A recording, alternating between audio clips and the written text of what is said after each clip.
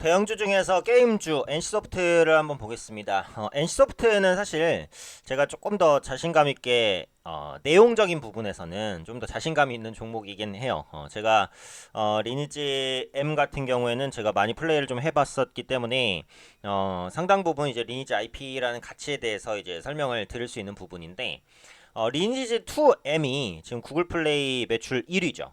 기존의 1위 게임은 리니지 M이었습니다. 근데 리니지 2M 때문에 2위로 밀렸어요.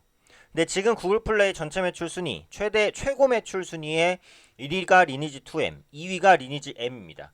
이게 한 번도 안 깨졌어요.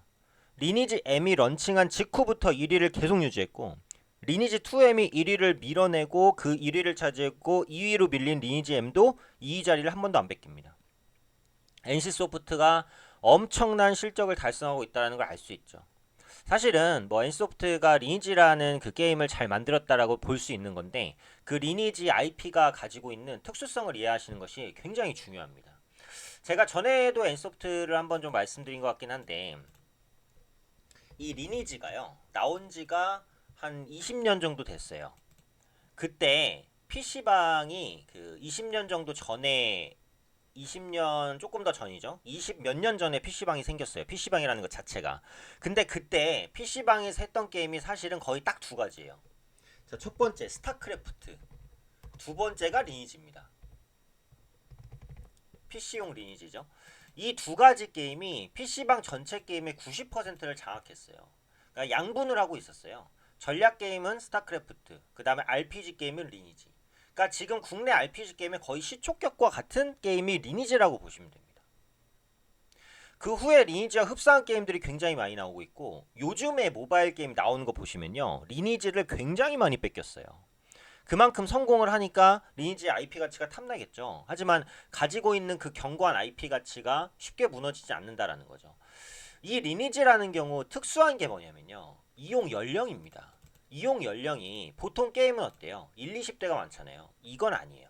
이용 연령이 30대에서 50대까지 뻗쳐 있어요. 60대 이용객도 많습니다. 생각보다. 오히려 1, 20대가 적어요. 왜 그럴까?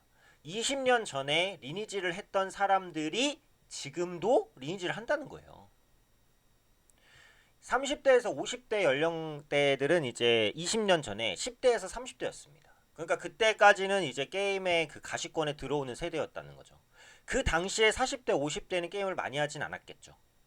그러다 보니까 지금 상황에서는 30대, 40대, 50대 이용자가 굉장히 많습니다. 30대, 40대, 50대 이용자가 많다는 것은 엄청나게 유리해요. 1, 20대 이용자가 많은 거랑은 비교가 안 돼요. 왜 비교가 안 되냐? 바로 구매력이 있기 때문이죠. 솔직히 10대 학생들이 게임에 돈 써봤자 얼마 쓰겠습니까? 5만원, 10만원 쓰면 많이 쓰는 거거든요. 근데 30대, 40대, 50대는 아니에요. 한 집안의 가장의 역할을 하고 있습니다. 고소득층도 엄청 많고요. 평균 정도 소득만 벌어도 게임에 월 몇십만원 쓸 수 있다는 거거든요. 그래서 실제로 리니지 2M은 제가 해보질 않아서 잘 모르겠지만 리니지 M 같은 경우에는 과금을 억 단위로 하는 사람이 수두룩합니다. 게임에 억 단위를 쓴다는 게 게임을 안 하는 사람은 도저히 이해할 수가 없어요. 이거는 게임을 해본 사람만 알거든요. 근데 적게는 몇백억, 몇천만 원 쓴 사람도 너무 많고 억 단위 이상 쓴 사람도 수두룩해요.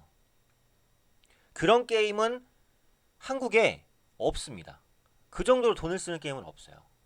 그러니까 전체적인 이용자를 보면 리니지가 요즘에 굉장히 어떻게 보면 좀 돈을 빨아가려는 정책들을 많이 쓰고 있어요, 실제로. 그다음에 이거 욕도 엄청나게 먹습니다. 그래서 기존 유저도 많이 이탈한 게 사실이에요. 그럼에도 불구하고 최고 매출을 유지하는 것은 유저 수가 많기 때문이 아니에요. 물론 유저 수가 적지도 않기도 해요. 근데 유저 수가 많다기보다 그 유저 하나하나가 돈을 쓰는 그 액수가 상상 초월입니다. 다른 게임은 비교가 안 돼요. 그리고 이런 현상들은 앞으로도 이어질 가능성이 높아요. 그렇게 보면 이 리니지라는 게임이 최고 매출을 장악하는 이 시기가 길어질 가능성이 높다는 거죠. 지금 NC소프트의 영업이익 올해 1조 원 예상합니다. 이건 이제 전년 대비해서 작년 대비해서 2배 성장하는 거예요. 영업이익이 2배 성장한다는 것은 엄청난 거거든요. 그러다 보니까 이렇게 신고가를 치는 흐름이 계속해서 나오는 거죠. NC소프트가 이제 2월 달에 그 고점을 찍고 이렇게 조정받았을 때 이 종목이 나빠 조정받는 게 아닙니다. 시장이 꺾이니까 같이 꺾였던 거거든요.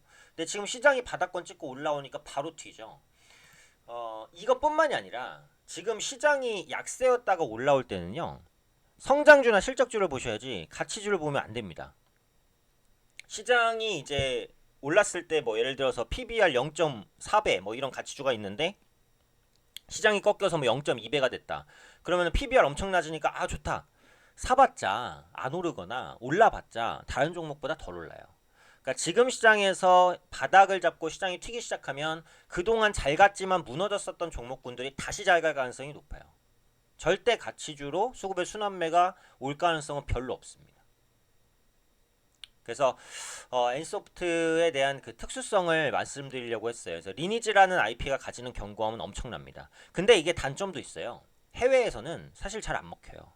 그럴 수밖에 없죠. 20년 전에 국내 시장에 향수를 가득 품고 있는 IP가 리니지인데 이게 해외에 생뚱맞게 출시돼봤자 그 사람들은 새로 보는 거지 리니지에 대한 추억이 없어요. 그러니까 리니지 매출을 보시면 실제로 국내 매출이 압도적입니다. 압도적. 이건 앞으로도 마찬가지예요. 이게 NC소프트의 어떻게 보면 한계예요.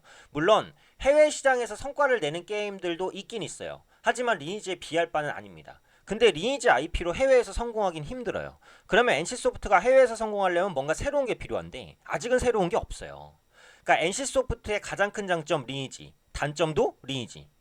해외 진출에 대한 모멘텀은 NC소프트는 거의 없습니다. 지금 상황에선 그래요. 앞으로 이 부분을 극복한다면 더 크게 성장할 수 있겠죠. 그래서 이런 부분들을 보시는 것도 NC소프트를 보는 하나의 관전 포인트가 되겠다라고 생각합니다.